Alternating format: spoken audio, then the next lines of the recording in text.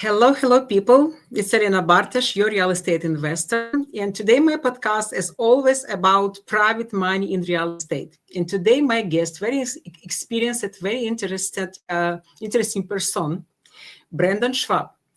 Brandon owns many unique facilities, senior living boutique facilities. He is on the market for the most 20 years. He has different experience working with private lenders, and he see the dynamic happens on the market right now and how it was 20 years ago, 10 years ago.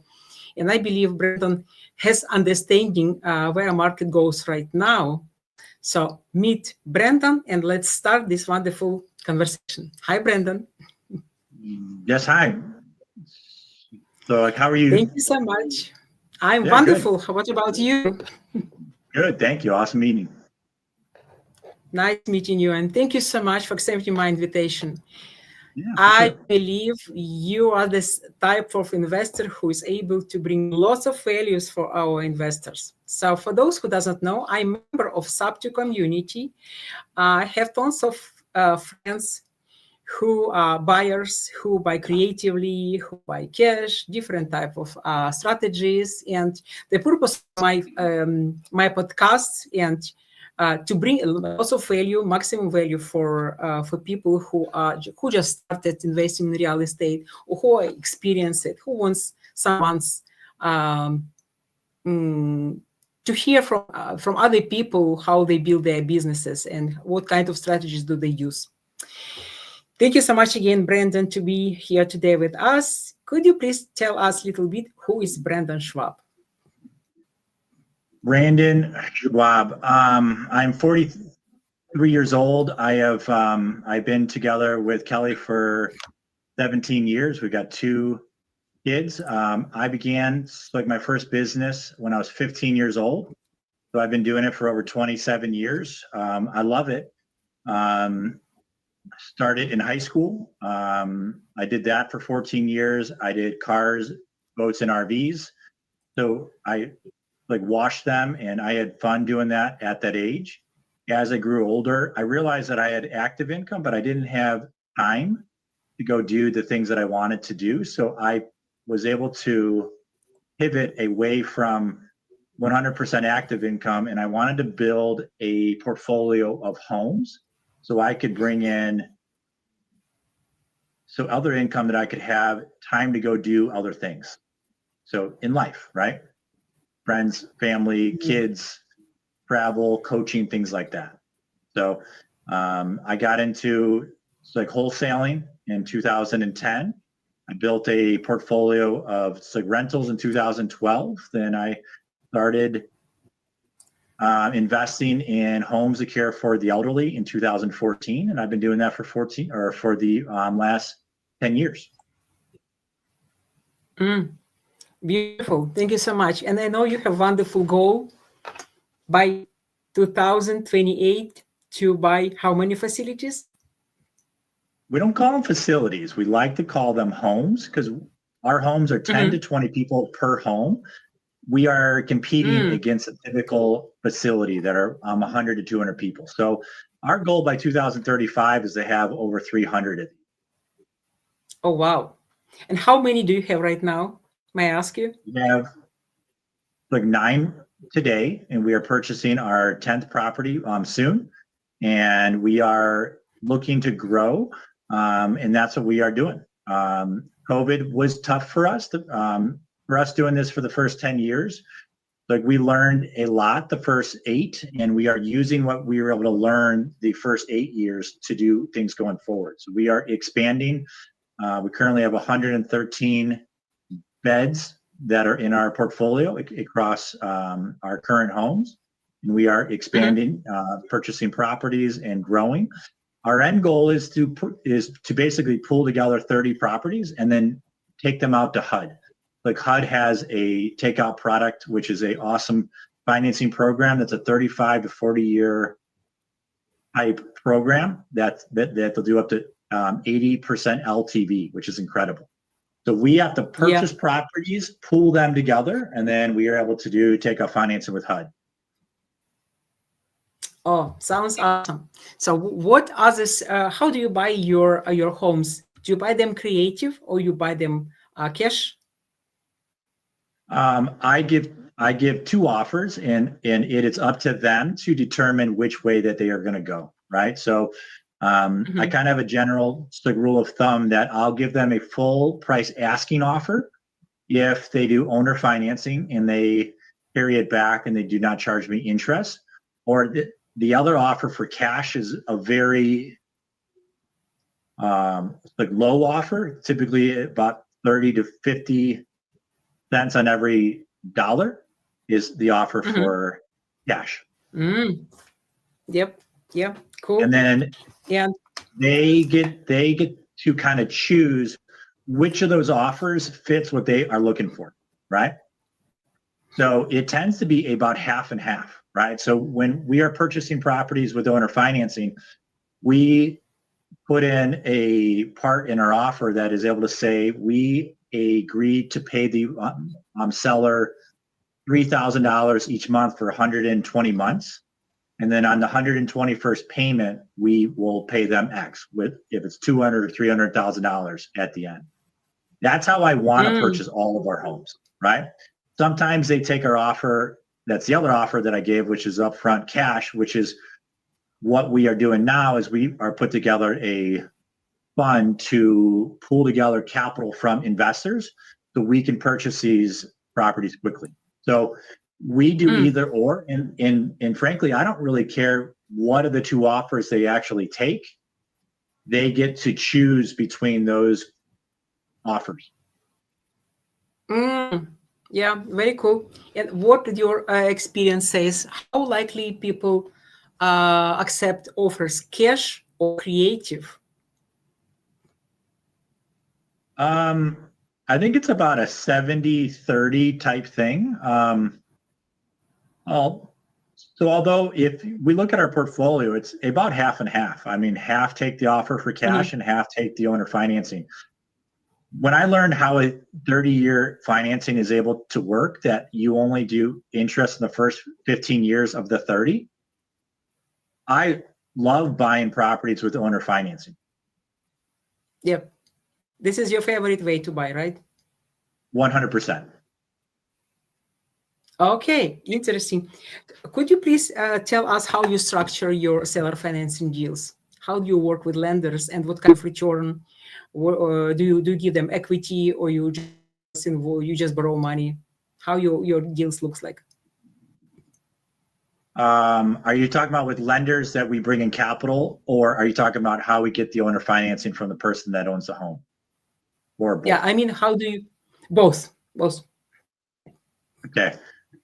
When we're buying properties from individuals that own homes, they typically own their own home free and clear. Do you know what percentage of the country owns their own home free and clear? I guess high. So what do you think? I guess maybe 80%. 80%? No, Yep. Nope. Less. no. So much less. So like most people guess 10 to 15%. 34% of our Mhm. country owns their own home free and clear. So Okay. we would Good. we would like look for those or people that had bought their house 10 to 12 years ago that they don't have a lot of like equity. Those are kind of our two targets, right? Why I like that is if a person bought a home 12 years ago, I knew that they only had about 3 years left to pay for interest, and then it was all paying down principal. So I was looking for that, Mhm. right? We found them in different places. I would just talk to them and then I would ask them questions, what they were looking for. And then I would just listen, right? I find that if you ask good questions and you listen to what they say, they'll tell you what they want to get a deal done. And I feel that people sometimes they talk too much and they don't listen enough. If you ask the right questions and just listen, they'll tell you what you need to do to get that deal done, or you could find out that there isn't any deal. But so I was really good at asking questions, and I also learned how to like write upside down because I purchase houses at people's homes, and I could like write upside down pretty well where that helped me for sure. And then I would offer 2 offers and I would just listen. But based on what I asked earlier, they would tell me what they were looking for.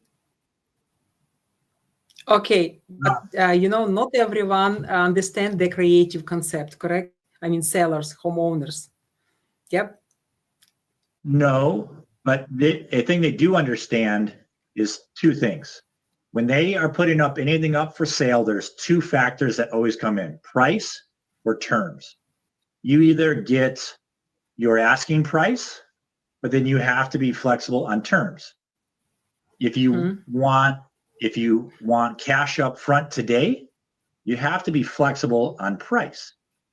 Never do you really get both. And when I found that out and I asked better questions, what I realized is depending on how they answered those questions would allow me to focus on what direction I would go when we put in the offers. So not everyone got it, but if you gave them a full price offer and everyone else gave them a offer at 50 off, right? Your offer looked very good compared to that. And if that's what they're looking for, then you have to go that direction. Yep, I agree. So, okay, let's pretend you found a seller. Sorry, just wanted to read a comment. We have comment from Pansy. Hi, Pansy. She wrote, hi there, Brandon. Good to see you. Long time to talk. No talk. Yeah. Yes, So hi. I assume you know each other, guys, right? It's interesting. Yep. Yeah. So let's pretend you have a homeowner, and this person has no idea about creative concept. How do you negotiate with this person? What kind of arguments you give them? What kind of maybe mindset you need to give them to help them to switch? I don't know if it's really an argument. I think you just ask good questions and you find out what they need in their what they have going on in their like life, right? If they are like married, they have kids, possibly they just had an extra kid, they need to sell, or maybe it was the opposites. So like maybe things with their family didn't go so well, downsize because the family went 2 different directions. Like those things happen every day, right? So you have to ask questions and determine really what's best for them, right? Sometimes you can find, hey, listen, there's nothing that I really have that I can help you, but let me introduce you to a person that does do that, right?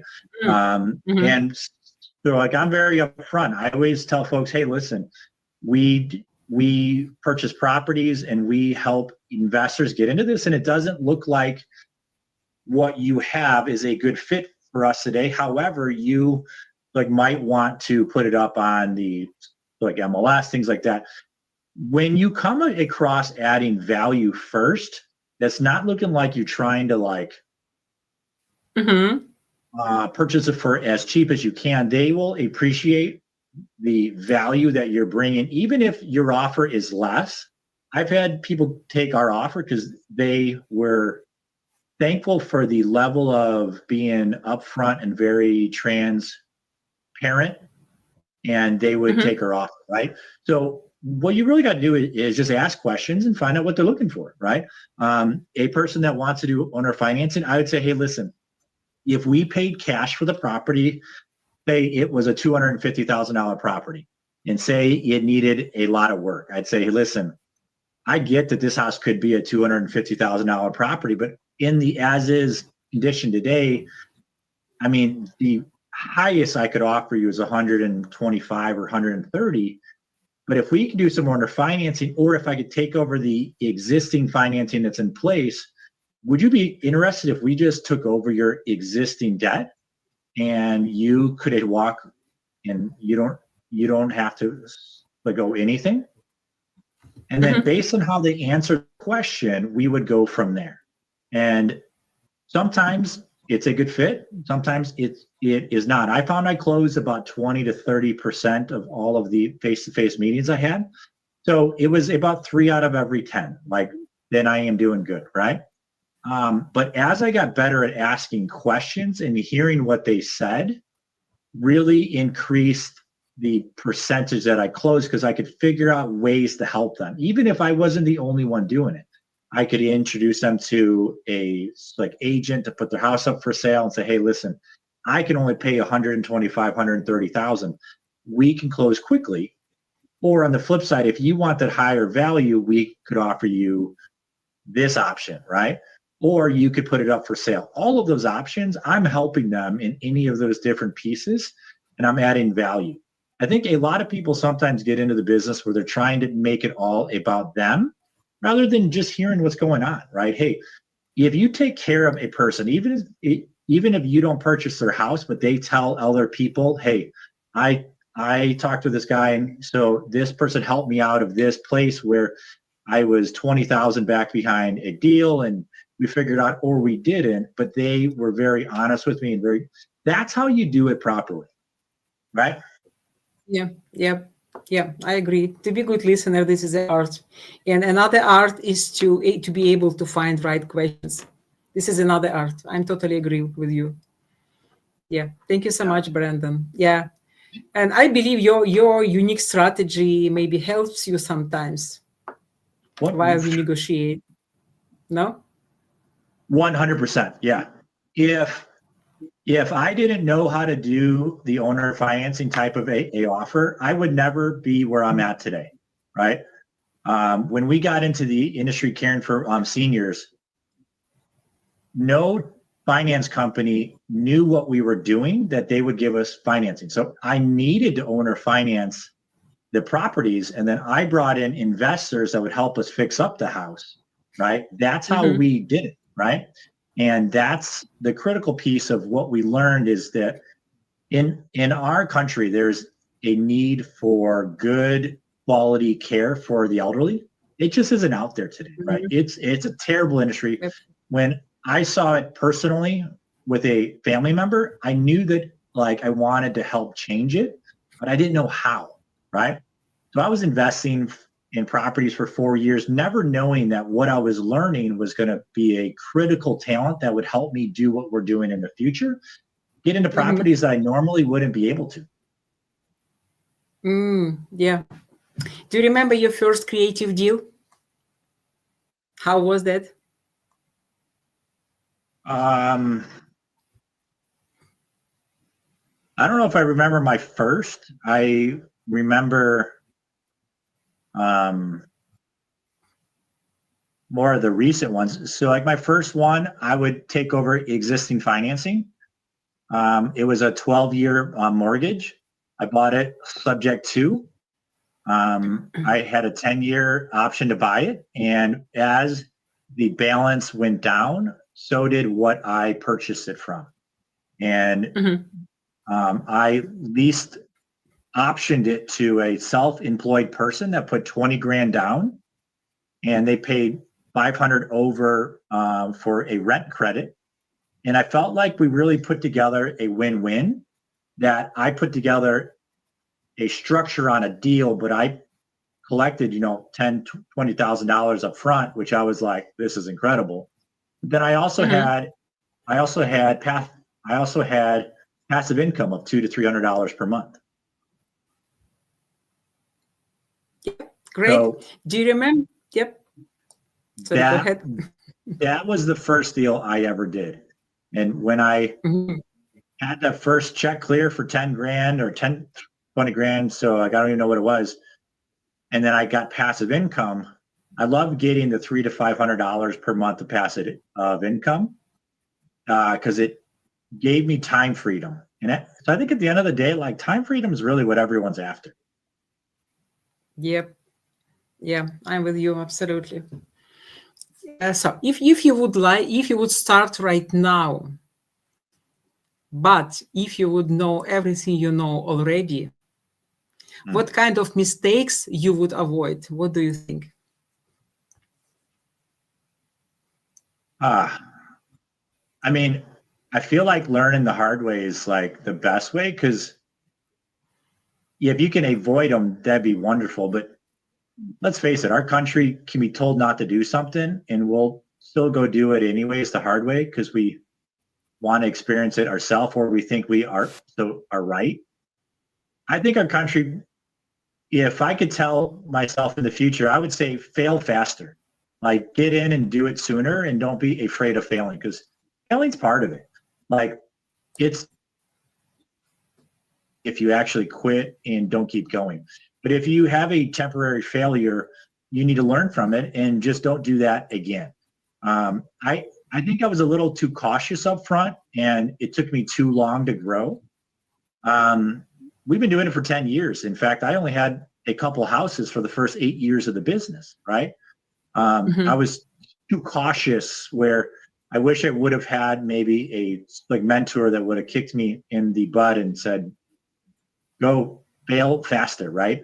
I feel like sometimes people in the country also, on the flip side, they overthink things to the point that they never do anything, right? So then they get like locked up and like paralyzed, like crap, and they don't know what to do because they never take action. So there's somewhere in between failing faster and then overthinking that, like having a podcast like this where you can hear people like that really gives confidence. Find a cash flow group where people are doing what you're doing, can get together and talk about failures and being authentic of like what worked and what didn't. I mean, I failed a lot in this business and in our past business, but I never gave up. The one thing I was really good is I'm not the hare that's fast out of the hole. I am the older tortoise that is just constantly going. And so I think we as a country need to be more committed to what we do. And because I had a family reason where I saw what a facility was like to a family member, it hit home at a different level than somebody that's never gone through it. A lot of people I talk to that try to figure out what I do, they think it's a huge facility with 100, 200 people. And they're like, why do you do that? Like, they don't get it, right? I said, well, that's actually not what I do. I actually hate those buildings, right? We do cozy homes that are 10 to 20 people each with a target of 15 per house. But from a business point of view, we rent to every family and we get anywhere from $5,000 to $8,000 per month. So imagine having 15 people in your house paying $5,000 per month.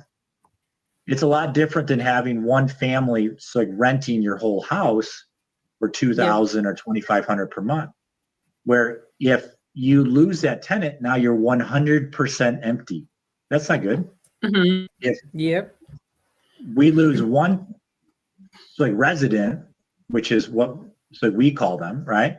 They are not a tenant because they are a resident that lives in our home, right?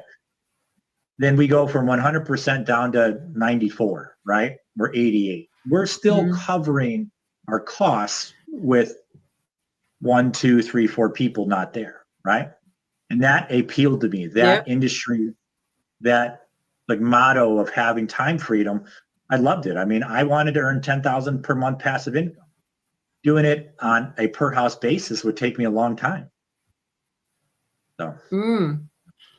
Yeah. So your houses, they are private. I would say it's not just subsidized houses, right? They're not subsidized by the government. They are private. Paid by their children usually. Yes and no. I have properties in 2 different states. One of them is exclusively private paid for by the family members, right? The other state in Wisconsin, I have 4 homes, right? Those are offset by a state program, right? So I have a little combination of both, and I'm learning maybe that one where private pay is nice. So we're kind of working through both options. Yeah, very interesting. Thank you so much, Brandon. And Let me come back a little bit to my previous question. So how do you work with lenders? How do you structure your creative deals in terms of private money? Do you do equity partnership with your lenders? Do you offer them part of your business? So what I would tell you from maybe failures I've learned in the past is make sure that you consult a attorney and learn how to do it the right way, right? When I started, I was so excited to jump in and I felt like I had it all figured out. I offered a way that was a combination of debt plus equity. And I did really, really good at that, right? What I learned later on in life is that the SEC likes it done in a certain manner, and there's a fund structure that's actually the proper way to do it, right? I didn't know what I didn't know, so we learned, and then once we learned, we did it differently, right? So I would say that's kind of a sensitive topic that I'd be careful with it because I want you to consult an attorney and always ask them first. Like, think of this conversation as just two people talking. Of maybe what we did at first is maybe not what I would do again, right? Doing it again, I would do things different. I mean, up front, I raised capital using a debt component and an equity component, and I helped ask questions to find out what they were looking for, right? And there was an opportunity for us to work together, and we created a win-win, right? Now, today, I would suggest looking at a fund. You can create a fund for about 10 grand. You can get into a fund and create a structure that allows you to advertise it like legally. So today we have a fund that's a 506c that allows us to advertise it, right? If you don't, you really can't talk on. So like what we're doing today, like you're not supposed to be doing that, right? So there's a level of caution that has to be had there. But what we realize is that you can talk about it when you have permission to do it through a fund, and then it allows you to only accept certain investors that are qualified to of that fund, right? So if you are a accredited investor, for example, is somebody that has a private single person that earns over 200,000 per year, a couple that earns over 300,000 per year, or the third option is if you have like 1 million of like net worth, excluding your personal house. Either of those three would qualify you. Those are the only investors that we can take in our fund, are people that qualify for one of those three. It makes sense. Makes sense. Yep. Do you have different strategies to involve private capital, and what other strategy works for you better? I would say it would depend on what industry you're in. You would need to go to an area where people have interest in that industry, right? So I have raised dollars from, so I am in healthcare, right? People that are in healthcare get healthcare, right? Or I raise dollars from investors that get like real estate. But those two different combinations are places that you can find capital that makes sense because you just talk about your deal. Now, I will tell you this, if you're looking to raise capital and you talk to them like this, I got this deal and it's like, no one's going to give you money. Like, they have to be excited. They have to feel that you're excited. They have to feel that they want to be part of it. What happens is if you look at the IRAs today and 401ks, there's trillions of dollars sitting in IRAs and 401ks making less than 2 to 3%. Now, what's inflation at nowadays? 7, 8, 10? So like, who knows, right? Nobody knows, I'm afraid. Yeah. So I think whatever they tell us isn't true anyway. So point being, like, if you're not making 10% on your investment, you are losing money, right? If you took 100 grand in cash and you put it under your pillow, so like 1 year later, you could only buy like $90,000 worth of items with that 100 grand. Mm-hmm. And then in 2 years, it's 80,000. 3 years, it's 70,000. In 4 years, it's point being, cash is trash today. If you don't have it invested into an asset that's keeping up with inflation or better, you're going the opposite direction. And not a lot of people understand. They're too fearful of the world of saying, oh, so I'll keep it in cash. Okay, good. Mm-hmm. But in 5-10 years, you lose half of the value or more. What did you really just do? That was a bad decision. I heard Grant Cardone say cash is trash. And the first time I heard that, I was like, what? But it makes sense. If you're not investing in something that's making at least 10%, now, Grant Cardone's great, but he's only offering a coupon of 5 to 6%, which is less than 10, right? And they're counting on an exit in 2, 3, 4, 5 years, which is like multifamily is getting hammered right now. Mm-hmm. People were buying at a 3 or 4% cap rate, and they're getting murdered now when the interest goes up to 8, right? What I tell people is to look at what's happened in the past, right? What was the top? Do you know what the top commercial asset class was during the 2008 crash from 05 to 15? No. Let me teach you. So from 05 to 15, Please.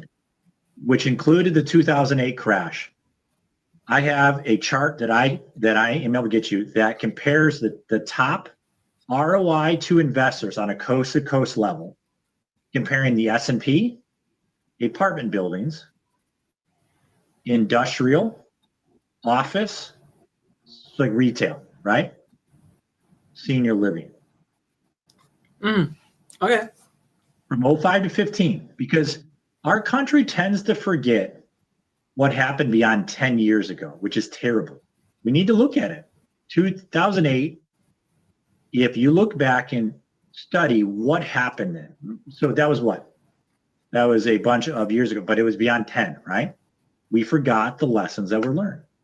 Senior living outperformed every other asset class by 6%. S&P, apartment, industrial, office, and retail outperformed all of them by 6%. Yet no one's talking about it. I don't know why. I think it's the most underrated asset class there is. Yes, it's hard. But if you find an operator that truly has heart and actually cares, you can really create an impact and change the industry. And that's really what we're doing. But point being, the enthusiasm has to be there, right?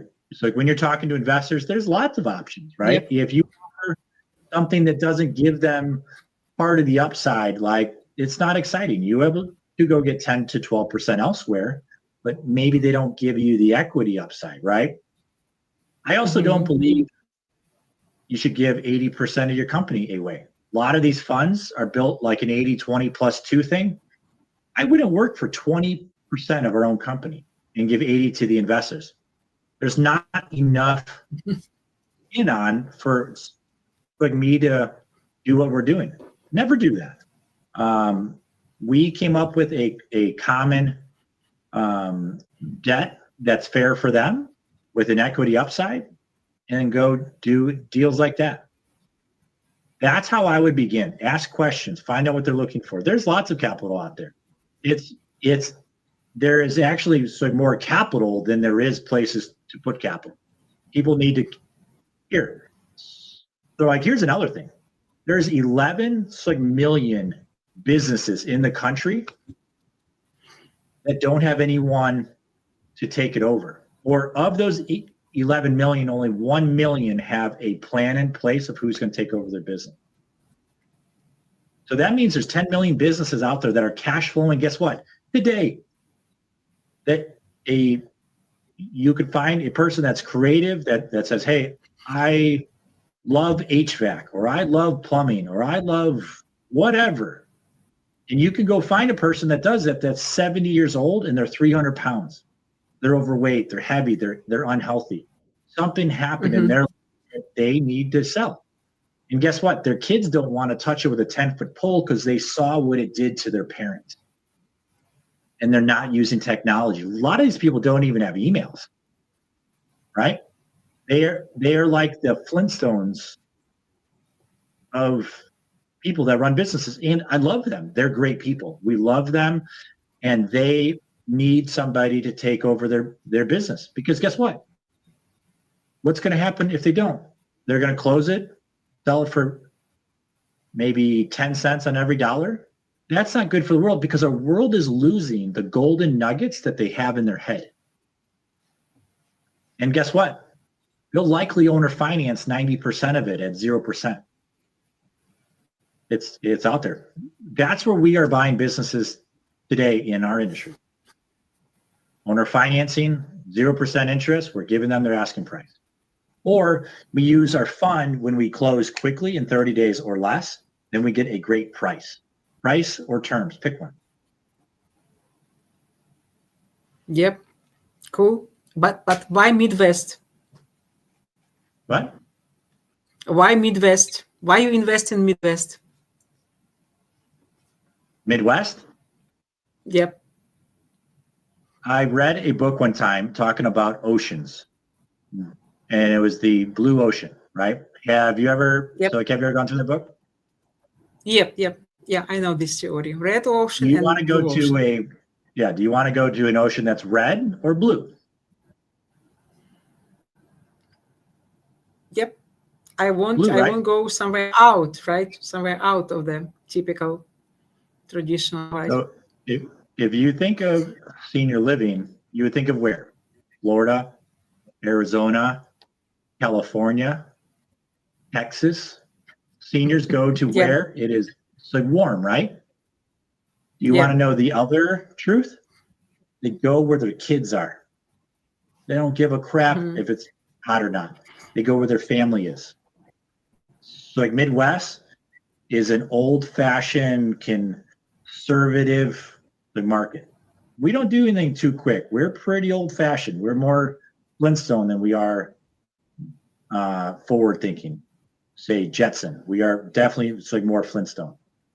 But what I like about that is you don't have the typical ups and downs as much, right? So Florida has 1,800 of our homes, right? California has 2,800 of our homes. This is 15 beds or under. Arizona has 3,000. In fact, Phoenix, Arizona has 3,000. Oh, wow. Okay. So Michigan has like 10,000 or 12,000. Do you know that Texas has 50,000 of these homes? Do you know the state of Now I know. Yeah. Do you know how many the state that I'm from has? Less. I suppose still much less. Not enough. 55. 1,000 or 55 Five. homes. That's it. Oh, 55 wow. homes. That's it. Now I Would you understand why rather you go? invest. Thank you. Would you rather go to Florida and compete with people that are charging $3,500 per month, working for $20 an hour? Or would you rather compete with those people, or would you rather be in a market that they're not there? From an investor Absolutely. point of view, would you rather work with a higher profit margin, or a company that's working so hard to barely earn any money and they get burnt out Yep. because they get tired? That's why we Yep. invest where we're at. Now, I learned some failures too, right? During COVID, I was foolish enough to think that we had COVID figured out. Meaning that we had 3 houses, we filled them all. Our income doubled. And I thought this one thought one day, which is really stupid. And I said, man, we have COVID figured out. Senior living, we're the answer. It was so stupid because I bought a house on the East Coast, 15 hours away from me. It was on the MLS for 2.2 million.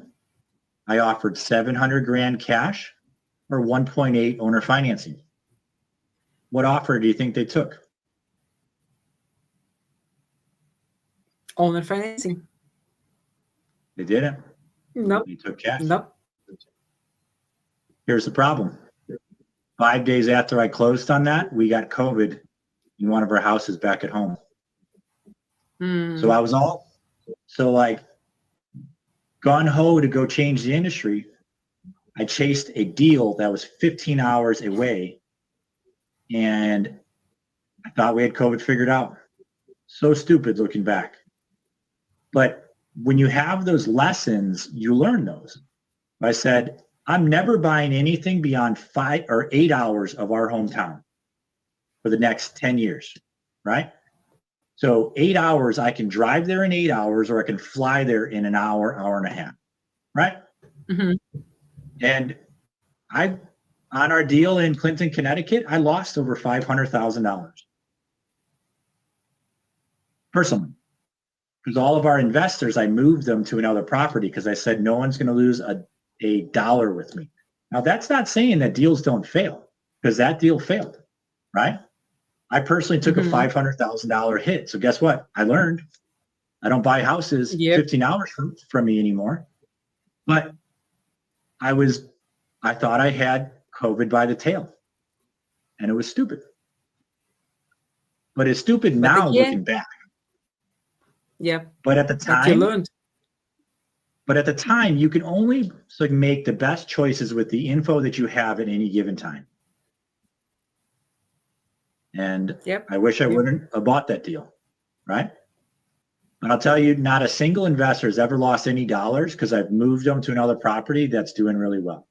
And I am proud of that, right? Not a lot of people can say that. Some of these deals, people raise capital and then they vanish. And that's a problem, right? I just heard of a guy that vanished, left his family and took off. Like, you have to be ethical as well. You have to be a good person, and you have to have a heart. But you also can't be a dirtbag, right? That's unacceptable. Yep. Deals fail. Yes, deals fail. But it's better when you take ownership and say, yeah, this failed, but this is what I'm going to do, right? And people can be like, okay, I get it. I'm investing with a person that is committed to following things through, and they can pivot. You want someone that can kind of handle some things, right? Because guess what? Things don't always go to plan. Like Murphy's Law, right? If anything could happen, guess what? It's probably going to. And I've learned to double our costs that it takes me to get a house open. I also learned to double the time frame I think I can get it done in. Sometimes I'm show like my age of, I think I do in 3 months, right? No, you can't. Mm-hmm. Like, I needed to learn that, right? And I double the cost, and I double the time frame it takes me to get in houses. But our first house we got into for 1.2 million, and it just appraised for 3 million.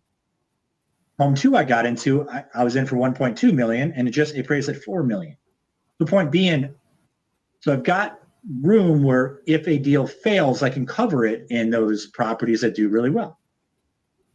But failure will happen. I will kid you not, like, it's part of it. I've learned valuable lessons that literally, I literally want to cry sometimes of how bad it hurt, right? There's one time I was advertising to fill our first house, and I borrowed $50,000 from a investor, paid, above average interest rate. It was expensive. And I put $12,000 into a front page ad, 12 times, it's like $1,000 each. And then I did pay-per-click, and I didn't move a single person in. I wasted $50,000 I could have literally burnt because I didn't know how to advertise, right? But then the third person that moved into our house cut hair, and we went from 3 people to 10 people in 2 months. And it all happened at about the same time. I thought I filled the house because of me. So like my ego kicked in, and I was like, yeah, good job, Brandon. I thought it was me. And when I did an audit, which was a painful audit, and I asked every person where they came from, not a single one said they saw a front page ad, right? And not a single one of them saw me on Facebook. And I literally wanted to cry because I had to pay back $50,000 at 10% interest. It was expensive.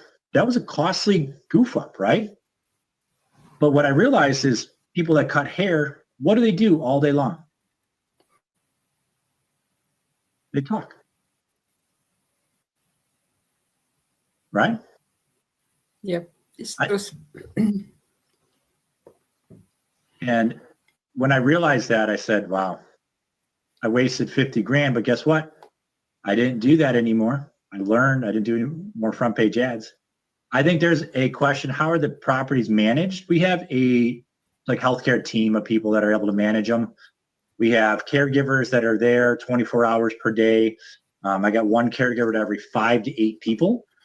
Where our facility competition has one caregiver to every 20 to 30. Would you rather your parents live in a facility that has 20 to 30 per caregiver or 5 to 8? Yeah. Right. I would love to have people around my parents, of course. So, but here's the thing. We sucked at like marketing so bad that no one knew we existed, yet we had the best product ever. Right. Yeah, they have caregivers, they have nurses that come in once per day. Do they have privacy? Some people have private rooms. Some people have double or 2 people per room. The double people, so 2 people per room, pay about $1,000 to $1,500 less than a private room. Access to healthcare resources. Yeah, they literally have healthcare right in their house. So would you rather a facility where they have to go down a 200-foot hallway to go find their room if they can find it, or in a cozy home where it's like a family, right? But that's what we do. We never call any of our homes a facility. We actually joke and call that the F word in our office, talking about our home. We love to throw the other competitors under the bus and call them the F word. Just, we don't call them ours. Yeah, so much to know, so much to learn from mistakes. And I like you mentioned a couple of times, every investor needs to have heart and to it's first and second. I like you explained about enthusiasm and about energy. Yeah, of course, we all people who we speak with, they read our level of our energy. And I really strongly believe if they see this energy, they read it as your capacity and your ability to manage your business. It means you have this energy, right? You have this source. I agree. Yeah. I absolutely agree. So all great and experienced and successful capital raisers who I spoke with and who I know, they all have charisma. They almost all of them they have high level of energy. And there are wonderful people who usually liked by other people. Personality. I think having vision is first. You need to have passion next. If you aren't absolutely excited to do what you do every day and love talking about it, people can tell. They can tell if you're excited. They can tell if you're passionate, or they can tell if you're not, right? COVID would have been the easiest time in the world for us to not do this industry anymore. We could have quit and no one would have thought any less of us, right? But hey, COVID kicked our butts. But when you go in our houses and look at the elderly that we take care of, no way, can't do it. Because we have the heart, right? And if you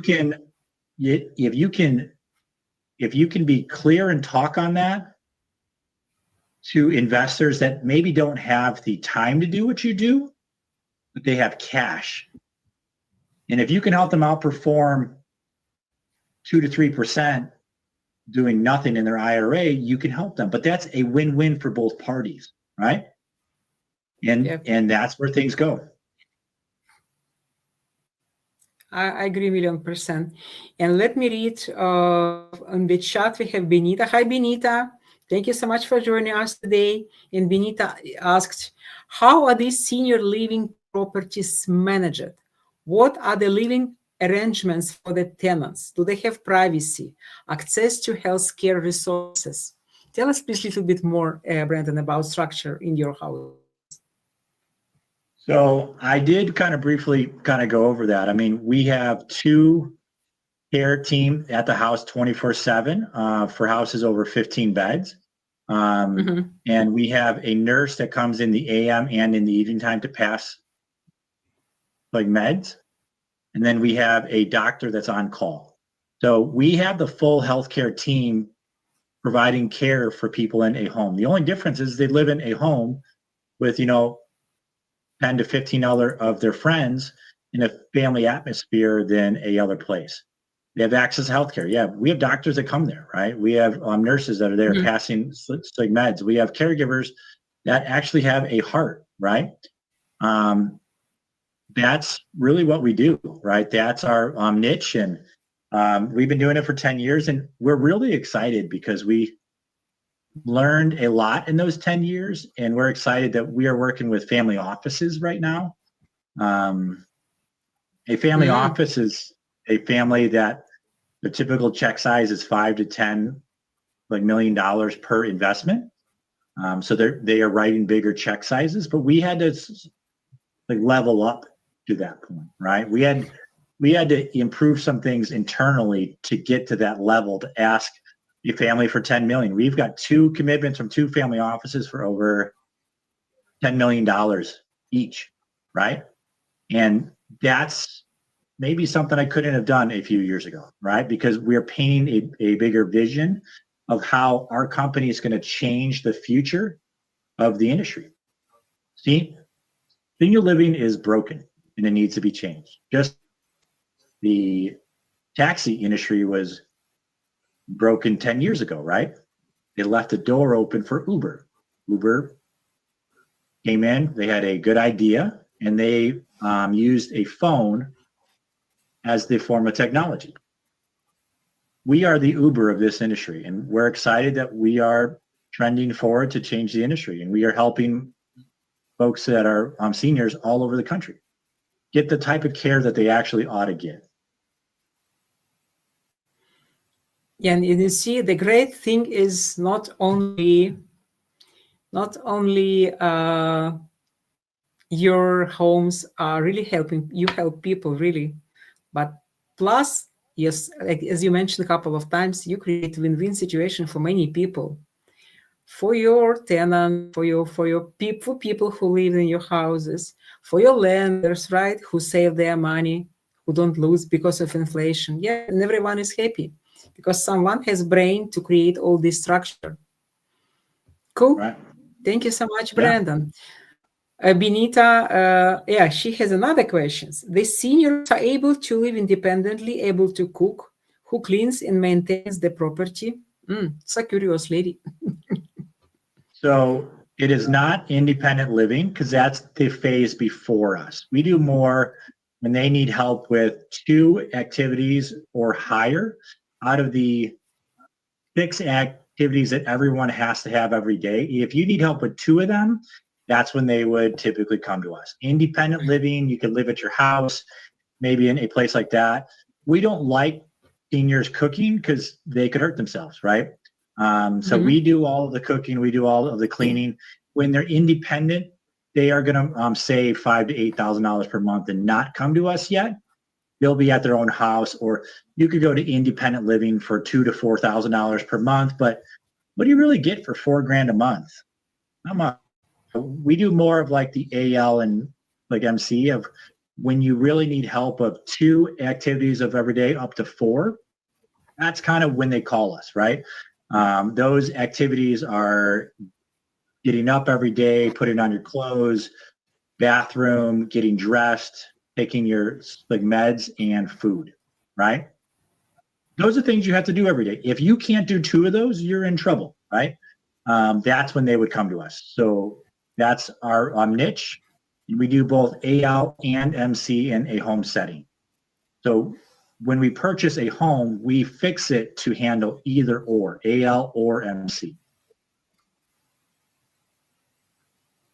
Sounds great. Thank you so much for answering all these questions. Okay, people, we have probably a couple of minutes left. It was awesome and very long podcast, almost 1 hour long. If someone still has any questions, please don't hesitate to put them in the chat. And I would like to say thank you, Brandon, so much for everything you do and for being today with us, for sharing your experience, for all golden nuggets, yeah, for all your wisdom, for all numbers. So yeah, it's obviously lots of analytics you've done before to start investing in your projects. And I wish you great luck to achieve all your goals, because your goals are wonderful.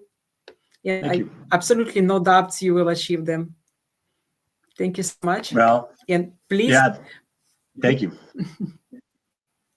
thank you so much for being today with me, with us. And right now, I will turn your room off, but please don't go. Give me a couple minutes and I'll come back to you, okay? Thank you so much, Okay, great. Brandon. Thank you. Thank you so much, people, to be today with us on this wonderful podcast. Yeah, and I'm so happy to do this podcast, because every of my guests, wonderful people, everyone brings some unique value. And every time after my podcast, I feel sad, because this conversation and this time flies so fast, because somehow God gives me great guests. Yeah, thank you so much, people who watched us today. I appreciate you all, and I wish you great luck in your business, and have a good night.